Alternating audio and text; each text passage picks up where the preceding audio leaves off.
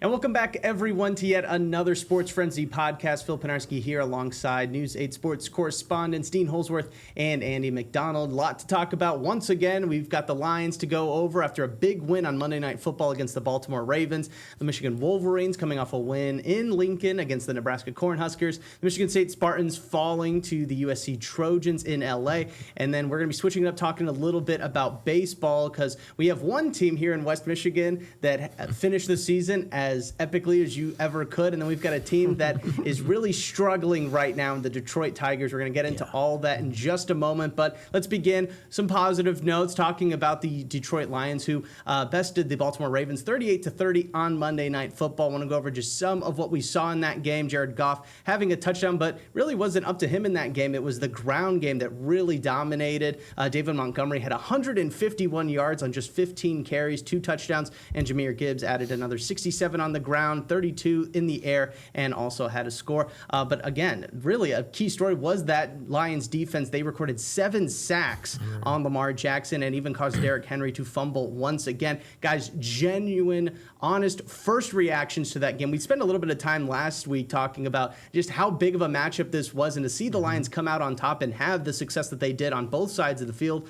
I mean, it's got to feel pretty good if you're a Lions fan coming into Tuesday. Yeah, this was the kind of game that answered all the questions, I think, from the offseason. We kind of figured that that's what it would be going in, no matter what direction that it went. And the fact that their offense played as well as it did against a team like Baltimore, which not that Baltimore's defense has been like super good so far this season or anything, but it doesn't matter. When you go and play at Baltimore, it's really tough to score on them that way, and everything Monday night, all that stuff, the atmosphere. And the Lions did the complete opposite of what they did at Green Bay, operated their offense very well, exactly how they wanted to for pretty much the whole game, and were able to get all their signals. Their offensive line looked completely different. Everything that was in Chicago just carried over, if not got better almost in this game. I mean, every time Goff did have to throw, he had a pretty clean pocket. I think it's one of those games that it was like a prove it game for me. I just needed to see that they could do it against a good team, and when they can go there on the road against, I mean, the team that arguably, even though they're 1-2, it's still the team that a lot of people think in the AFC, could end up in the Super Bowl or will be playing that AFC Championship game. I think that says a lot, and what the Lions defense was able to do, just incredible to me. I mean, 7 sacks. That was probably the most human Lamar Jackson has looked on a football field in a long time, in my opinion, last night. And I think that the thing that I noticed the most is, like, he's so good at, like, dropping back and just kind of doing that, like, school ground, yard play where he just keeps going back and finds a way to get out of it. The Lions just surrounded him so well. Like, the containment was insane. So they were able to get a lot of group sacks. Terry Arnold got a lot of crap in the first half, but overall the secondary was so good.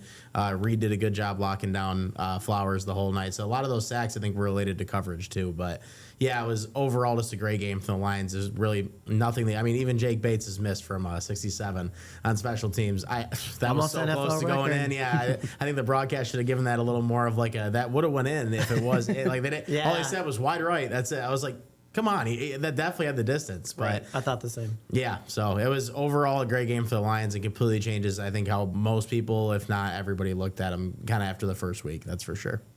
Yeah, I totally agree. What a fun game to watch, right? Like from start to finish, especially if you're a Lions fan.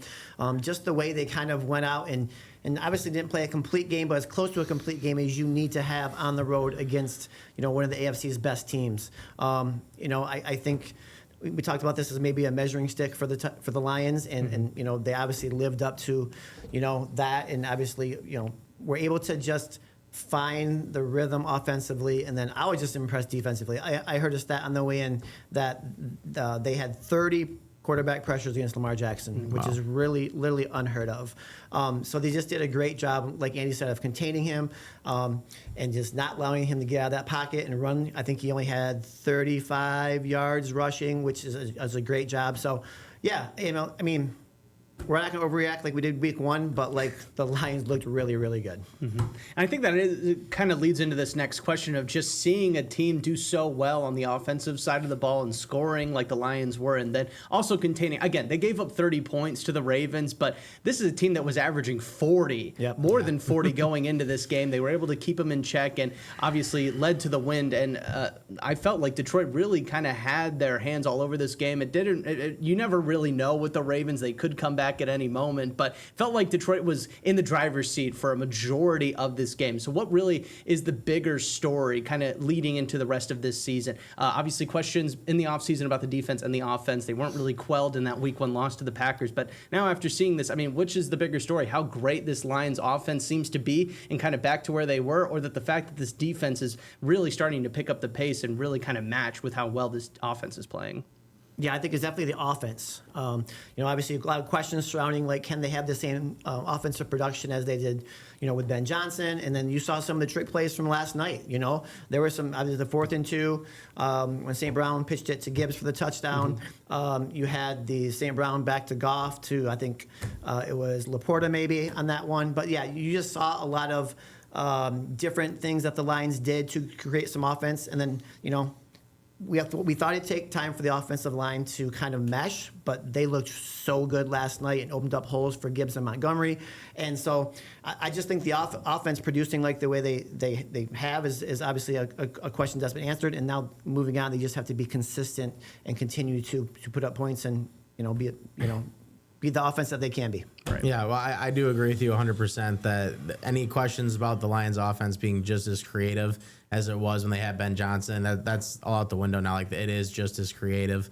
They have plenty of working pieces that they can work with, and the talent is all still there. I mean, some of those passes from Goff to St. Brown, it's just like, those two ever miss, like, when it matters? No, right. It seems like every time they come through, and if they don't, it's been very few and far in between. But overall, though, it still just was the defense for me. I think last year, the first, weeks 1 through 6, I think, that being in the rearview mirror, I think we kind of forget, like, how good that defense really was for 6 weeks last year. And I think it needed some validation, because everybody kind of said, well, they're coming back with a lot of people this year that they had out last year. Is it really going to be as good as it was the first 6 weeks? That's as good of an offense as you're going to play. Mm-hmm. I mean, that proves itself to everybody else they kind of played against. I can make the argument that I think next week, actually playing against the Browns as the Packers, I think that might be a better defense than the Ravens. So it might be the best defense in the NFL. So they may have more of a test actually in that way next week. But yeah, I think overall the defense was able to do that. Last touchdown was meaningless, so they really only gave up 24 points. Right. Like, they were kind of playing prevent there at the end. Yep. It was, and then they started the game kind of slow. They let a couple up. The middle of that game, the Lions dominated. They did not let them score for that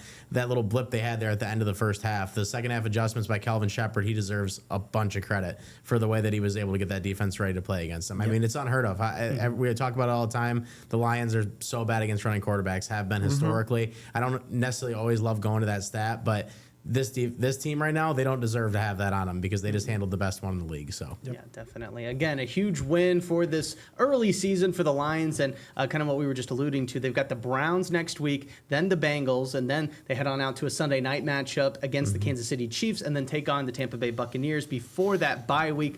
Again, Tampa Bay is 3-0. The Chiefs are the Chiefs. The Browns picked up a much-needed win against the Packers last week. So again, there are some teams that before that bye week that could pose a threat, but a lot of people might expect the Lions to probably be the favorites in those games, if not winning all of those games. They could be 6-1 going into that bye week. I mean, for anybody, including myself, that maybe had doubts after that week 1 loss, I mean, do you guys feel like that the haters are kind of shutting up now after that game on Monday night? I believe that, yes, but there also is another reason. I think their schedule's easier too. I mean, the Chiefs through 3 weeks have not looked good. I don't know if you guys watched the game on Sunday night, but they didn't look much better. And obviously, they are missing Xavier Worthy and Rashee Rice. So they have a couple of their key players that haven't been in yet. Maybe they'll get better by the time that they have them both back. I think they will be back for that game in Detroit. Xavier Worthy for sure. But nevertheless, also the Bengals obviously lost Joe Burrow, and Jake Browning is not Joe Burrow, and that offensive line already couldn't protect him. It's not going to get any better with the backup. So there's just a lot of working parts with that in general. But yes, I think you needed to see a game like this. The fact that they got past this one, this was the game that didn't change. Like, the Ravens were still the Ravens. They were just as good as they were. It's been a house of horrors to the Lions over all the years. House horror for anybody that goes in there and plays. When they're wearing those black jerseys on a Monday night, it's like, oh gosh, this could go sideways really, really quick. And you kind of waited for something to happen, but the defense came up every time they had to, and the offense proved that they can still score that many points. And again, they're just having a lot of fun out there doing it, but at the same time seem so focused. Yeah, I got no questions that they could be at that point 6-1 going into that bye. It's definitely possible. Right. Yeah, obviously we do get some breaks, like you said, with the schedule, Andy. And then I heard today Mike Evans is out 3 to 4 weeks, so we might not see Mike Evans when the Lions play Tampa Bay. So, this was the hurdle you had to get over, was the Ravens game, and now things look a little bit better. But, I think the Lions can't look ahead, right? They have to go week by week and continue to just focus on the next game, next opponent, because everybody's going to be coming after them, kind of like last year. Yeah, no, definitely have the targets back on their back at least, I would say. And again, still competing in that NFC North. Them, the Vikings, and the Packers are all tied at 2-1 right now. Let's shift gears now to another Michigan team that had a very happy weekend, that being the Michigan Wolverines. They defeated the Nebraska Cornhuskers in Lincoln. I really want to emphasize that because even just watching that game and hearing the crowd, seeing the crowd, I mean, it is a tough place to play. They were able to win 30-27. Again, it felt a lot more distant than I guess the score would suggest. You know, you had that Hail Mary right before halftime from Nebraska that kind of put them back in the game. But Michigan, again, a dominant showing from their defense. I felt like Dylan Raiola, the quarterback for the Cornhuskers, was running around the entire game. Bryce Underwood was also running around the entire game, but for actual yardage in that game. I felt like this was the best game, best overall game, considering the opponent that they were playing that Michigan has put up so far. Right now, they're still ranked 19th in the AP poll. We're going to get into what we kind of believe about that in a second. But seeing Bryce Underwood do well, seeing the offense kind of gel, you know, Justice Haynes and the running game really going. I mean, Michigan is really starting to put it together, I feel like. Yeah, they're obviously just, you know, they're learning to play with each other, I think. They're learning what Bryce can do and what he can't do. And you know, it just took a couple weeks here, you know, and I think that was just a big test for them, kind of like the Lions we just talked about, a big road test for Michigan to go in there and get a win in a kind of a hostile environment against a pretty good Big Ten team. And I think that's just going to, you know, their schedule gets a little softer now going forward. So, no, I think both sides of the ball, the rushing attack was really good. You know, obviously Bryce missed some throws, but, you know, he used his feet again, and hopefully Sharon Moore continues to let him run in the next few weeks. Yeah, I think it was a good game for Michigan overall. The fact they were able to win the game with some of the self-imposed mistakes they had. Right. The Hail Mary at the end of the first half, I'm sure everybody out there has seen that play by now. Never should have happened. They should have called a timeout when there was 24 seconds left on the clock. It was a 4th down. Would have forced Nebraska to punt, but instead they were able to get points out of that. And then the second half, obviously the taunting penalty towards the Nebraska sideline kept the drive alive and kept Nebraska out there to get 3 more points out of that. So really their defense, didn't do a lot to give up points in this game. They were dominant. I think that was just a great answer for Michigan's defense to show how good they can be. But yeah, offensively, I think you still there's still moments where Bryce still looks like a freshman to me, and it's going to happen all year until probably getting closer to the end where he may really unlock his full potential. I mean, at the end of the day, he only threw for 105 yards, but that wasn't what they needed in this game. Nebraska has been horrible against the run all season. They haven't been able to stop anybody on the ground, so not giving it to Justice Haynes or Jordan Marshall wouldn't really make a lot of sense. And I don't know what's going to happen to Michigan in one of these games where they don't break off a 75-yard touchdown run. You know, I got to see more sustained drives before I believe that there's some contending team. I'm not going to say that they're guaranteed to be in the playoff right now, but I do think that this win, even despite their self-imposed mistakes, the coaching is another thing for me right now. Sharon had a couple clock things last year towards the end of the season that weren't so great either. Right. So there's still a couple questions for me, but this was a big win to send them in the right direction to get there, I think. Yeah, definitely. You know, kind of going off on that, you know, with the running game as well as it was in that game against Nebraska and really how dominant it has been all season long so far, really has kind of taken a lot off of Bryce Underwood's shoulders. But I got to ask, is that a good thing? It's nice to have that solid running game to always kind of fall back on, but at some point you are going to need your quarterback to step up, make some plays, especially when the opponents get tougher, the situations get bigger. So right now, I mean, are we liking the fact that they are relying so much on the run game and maybe not, and kind of easing Bryce a little bit more into it? Or would you like to see them maybe start throwing it a little bit more and maybe only using the running game when, you know, the game is out of reach or when they're really trying to establish that play action? I like that they started to use his legs more in general, just to kind of get him more free than just sitting in the pocket. I think that's been a good thing. But yeah, I mean, you always want your team to be balanced, right? You don't want it to just be one-sided. So if somebody stops one side of the ball, they can win. Right now, I believe if you did stop Michigan's run, you'd be able to beat them. It's not like they've shown a lot through the air. Yeah, I think that same avenue as kind of Andy went down.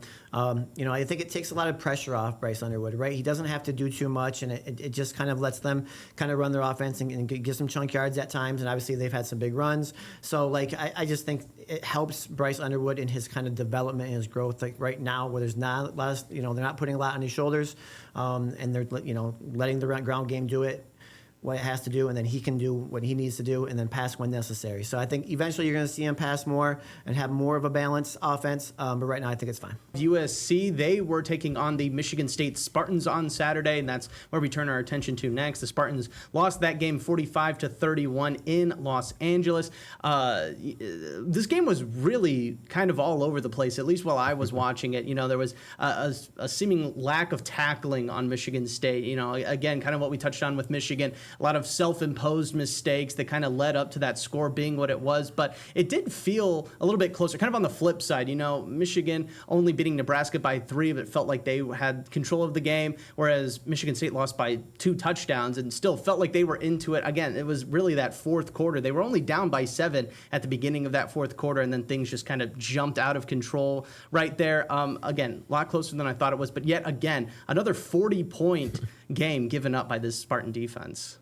Yeah, I mean, I think it was over 500 total yards. I think they almost allowed 300 yards on the ground. That's just the kind of thing that Michigan State has had a problem with the last couple of seasons. They haven't been able to get away from allowing this many points in these kind of games against offenses that have, a lot of prowess for it. Like this was a game that was like a proving point for me if they were going to be able to really be maybe a lot better than we thought. I do think there's a lot of things for their offense there that they're not. They do have some working parts there. I think that Aiden Childs has proved that he can be a good quarterback, and he can put up points to this offense. But yeah, the defense is definitely a concern right now. If they can't, it doesn't matter if their offense can put up that many points. If their defense can't stop, water from falling through a bucket, like it's gotta they gotta do something. That's right. For sure. So that's kind of how it was the whole game throughout. It felt like USC was just in control of it pretty much the entire time, other than when Michigan State the lead 7-3 to start. So. They have a long way to go on the defensive side of the ball, and the season doesn't stop coming fast. This bye week's pretty big for them, I think, to kind of get that going in maybe a different direction and change the narrative. Mm-hmm. Yeah, definitely a hole in Andy's bucket and a hole in the Michigan State defense. Like so many points. Definitely. But no, it's been, like he said, it's been their Achilles heel. Obviously, the defense hasn't been as good as they want it to be, and letting high-powered offenses kind of roll on them at times. But no, USC obviously is a very good team, right? And they have a really good offense and good playmakers. So I thought it was a respectable performance by Michigan State. There's some things in there they can build on, like you said. Aiden Childs keeps getting better and better, I think, each week. But you got to get some stops on defense. So. Right. Yeah. No. So far, just through these first couple of games, the offense for the Spartans is averaging 34 points, and the defense is giving up about 29 points. So they're still kind of in the green, but again, you'd like to see that number a lot lower on the defensive side. But they just played their first real team. I mean, the first, again, the Boston College game, cool story. Yeah. But at the end of the day, you gotta win that game, and it was way too close in my opinion. So they still got a long way to go before we're talking about them in a different light. Right. Yeah. No. The Spartans and Wolverines are both on a bye week. Dean was kind enough to point that out before we got started. Is that the first time in history? Like seriously, I would love to know. What are you supposed to watch on Saturday? I don't remember now? that ever being a thing where they both have a bye. Penn State and Oregon. There we go. Never mind. You know what? We've got it. We're all good. I mean, Georgia Bama's that's a big name game, I guess, but it doesn't feel like it has been in past years. It doesn't have the cachet. Yeah, right. But yeah, so both teams are on a bye now. Michigan State after the bye is going to be taking on Nebraska. Again, a team that has a pretty good offense. It'll be interesting to see how they treat that bye week. And then after the bye week, the Wolverines will be taking on Wisconsin. I want to focus on both of these, but again, the Michigan-Wisconsin game I think is really important because right afterwards they take on USC in LA, and like Andy said, that's going to be a really big game for this Wolverines team. So Wisconsin, kind of a trap game right now. They're having a not so great season so far. Luke Fickell's on the hot seat for sure. So I guess, coming out of this bye week, what do these teams really need to be focusing on specifically to avoid losing losing another game on the season and just kind of keep riding the ship and, hopefully eventually get to that Michigan State matchup with pretty great records? Yeah, I think the bye week comes not a great time for Michigan because obviously they played so well and you want to build some momentum going into that next game. So now you have a little bit, and then Sharon Moore comes back. So, for me, I'm looking at just when Sharon Moore comes back, just continuing to kind of open up the playbook a little bit, letting Bryce run. Obviously Wisconsin has struggled, but anything can happen, obviously, in the Big Ten. But, for me, it's just being consistent and obviously being able to play like you did against Nebraska. And then, with that USC game looming, understanding that, this is how we need to play on both sides of the ball to be able to have some success. Mm-hmm. Yeah, I think for Michigan, it is about coaching mostly because they do have this bye week, and you come off a game like that where you're on an absolute high, and then it all changes when you're looking ahead to that game at USC the next week. You never want that. So for me, it's really just about if Sharon can get them in the right light to come out and play well this week. And play good in this next week. That's big. Michigan State, we kind of just talked about it. It's just the defense. They gotta figure out a way to get the defense working in the right direction and not allow 45 points to any team, because that's never going to usually end up in the right end for you. So I think the Wolverines, their game plan should be keep the running backs and Bryce Underwood's legs healthy, because they're probably going to be using that against Wisconsin. And then for Michigan State, practice some tackling, I think, would probably be my number one tip for there. Let's shift now over to baseball. Got to talk about it. Let's just go ahead and address it. The Tigers are on a bit of a slump. They have lost 9 of their last 10 games. They had a pretty significant lead over the Cleveland Guardians, and now it is just one game at the time that we are recording this, with a big 3-game series lined up against those Guardians. It feels like whoever wins this series is going to end up taking home the AL Central. Just an awful, I guess, past couple of weeks and months even, and the whole second half has just been so down for the Tigers. And we kept talking about, whenever they were struggling, they still have this lead. They still have this lead in the AL Central. It's gone now. It is just one game. I really have no other words to really talk about this, because it has just been so kind of shocking to see this team completely flip on its head. It's kind of like a reflection of what happened last year when the Tigers were able to kind of make it close again and sneak into the playoffs. It feels like the Guardians and Tigers just kind of switched places this year. Yeah, no, for sure. There's a list of things, but we've got a limited amount of time. So, when it comes to this with the Tigers, it's just been absolutely devastating for the fan base. I mean, to come out there and support them in that entire homestand and for them to go 0-6 is just unacceptable. Yeah. And 3 of them were against Cleveland, and for Torkelson to hit the huge home run that he did on Saturday, to kind of have a moment where it was like, all right, maybe this is going to turn around, and then they turn around and blow it. I mean, if Will Vest is your best option the rest of the postseason, good luck. It's just not good for the Tigers right now. The craziest part is even as bad as it's been over the stretch, they still have a chance to do something here in Cleveland. Right. So they have a chance to right the ship. The ball is still in their court. I think mathematically they still have like a 62% chance to make the playoffs, but this is where math in sports just doesn't work, because you look at last year, it was 0.2. When the Tigers were back 8 games, I had a feeling they were going to make the playoffs. This year, when it was 10 games, they started to lose a lot, and they lost those 12 out of 13. I told a few people this had a chance to feel like 2006, where they blew the division. Right now, we're that close to this point. So I did not believe, though, after the Tigers did kind of go back to win 7 out of 9, and then they still had like the 10 to 12 game lead or whatever it was in September. No one could predict this. Right. No one could predict that this would happen, because Cleveland had played this well too, kind of like the Tigers last year when the Twins went on the epic collapse. So yeah, and the Tigers collapse hasn't even been as bad as the Twins. Like, as crazy as that sounds, because of how it feels. So it's just absolutely maddening. There's a bunch of people you can blame. Scott Harris definitely deserves a bunch of it, and he'll have a lot of questions to answer. But also the players. I don't think the players get enough like crap in this state from the media. If you had a 15-game lead at any point, there still is a little bit of a reason why they may not have went as hard at the deadline, because that seems impossible to blow. Right. So for me, the players deserve. I mean, the at-bats from Riley Green and Kerry Carpenter and some of those guys right now, pathetic. So yeah, I don't know. That's where I'm at with it. You could blame everybody, literally everybody. Yeah, we could. Yeah, we could do this forever here. But just my thing, I'm just super disappointed. It is something. You know what's crazy? It's not over yet. It's not even over yet. It could get so much worse. Yeah. However, my confidence meter, just like your confidence meter a while ago, is at a very, very low number. All right, and the Tigers are playing with no confidence. Right? Yeah. They're finding ways to lose different ways to lose every single night. Yeah. Every single day. So it is pretty maddening right now. It's very, very frustrating.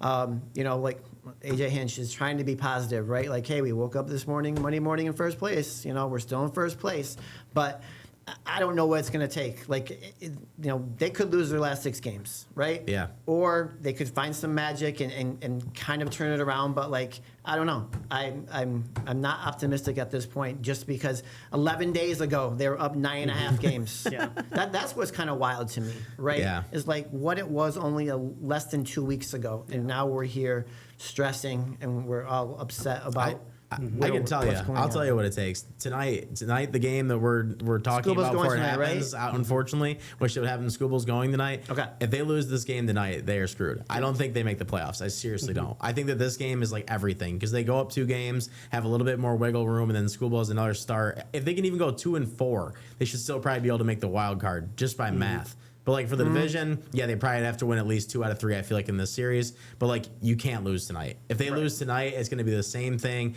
It's going to probably just go downhill, and like every night's going to feel the same as it did last week. 100%. Playoffs start tonight. Yeah, that's how it has to feel for Detroit. Tuesday night. Playoffs start. Well, and we all kind of touched on it last week when they had that first series against the Guardians. That all they have to do is just win these games against the Guardians, and they're all good. And they couldn't do that. And again, now it is just a 1-game lead. Not even one. And it just, gosh, I mean, my confidence is shot. And that's the other thing about this is that even if they were able to win a couple of these, they only have 6 games left. Even if they were able to win a couple of them, there's still no guarantee that they make it to the like even as a wild card. Like they could miss the playoffs completely. They will not make it. We talked about that Friday night. They will not make it. If they don't win the division, there's a really, really good chance they don't. They play 3 against Cleveland and 3 against Boston. Boston's one of the teams they're going against. If they go 0-6, there is no shot they make the playoffs. Exactly. The Astros are probably the one team that they'd be hoping that would lose to like hang on to the 6th seed in that scenario. They're playing, I believe, the Angels and Athletics. Yeah. There is no chance if they don't win games that they will make the playoffs. And I don't think people realize like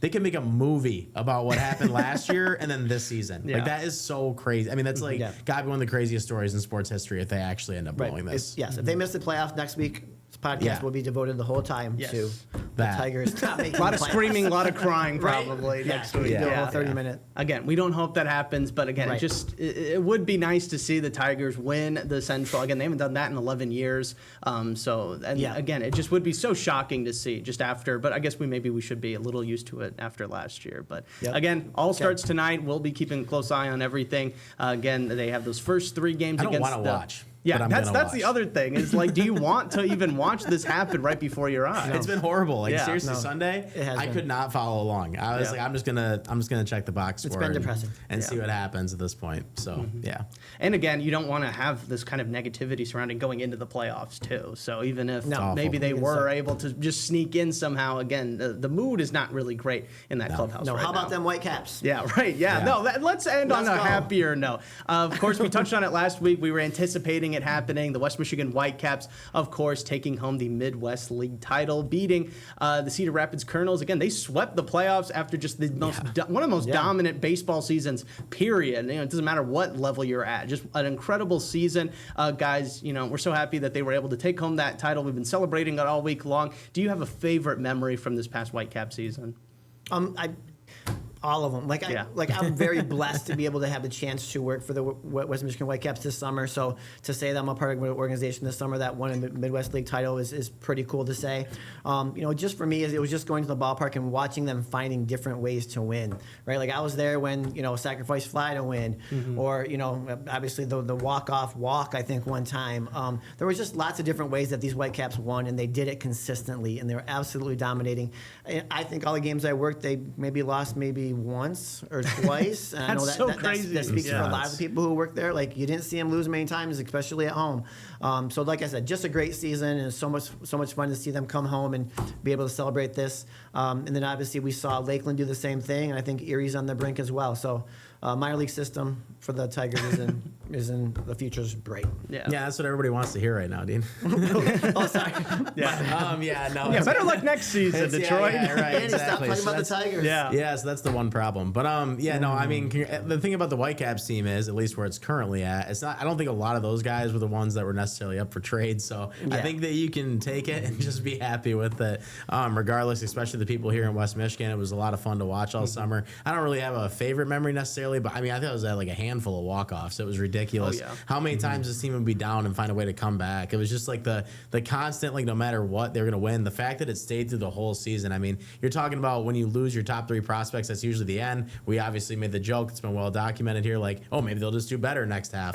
Well, they did. And then they did it in the playoffs too. I think they were down a couple of times in those playoff games, and they came back and won. It's just the culture that they had all season. With no matter who was on the team, no matter who was up to bat at the time when they needed it, they got it. And it was just a really, really impressive season. Easily the best one that I've covered since I've been here. And farm system's healthy. Right, yeah, the one silver lining, I guess, in all of this. But again, congratulations to the West Michigan Whitecaps. Again, it was an awesome season. We're so happy to be able to watch it as close as we are right here in Grand Rapids. So again, congrats to the Whitecaps. Hopefully next week we're talking about some positive Tigers news. It's gonna be really good or really bad. Hopefully we'll see. But again, we'll just have to wait until next week for that. So Dean, Andy, thank you both so much for stopping by, and thank you all so much for watching. We'll see you again next week on the Sports Frenzy Podcast.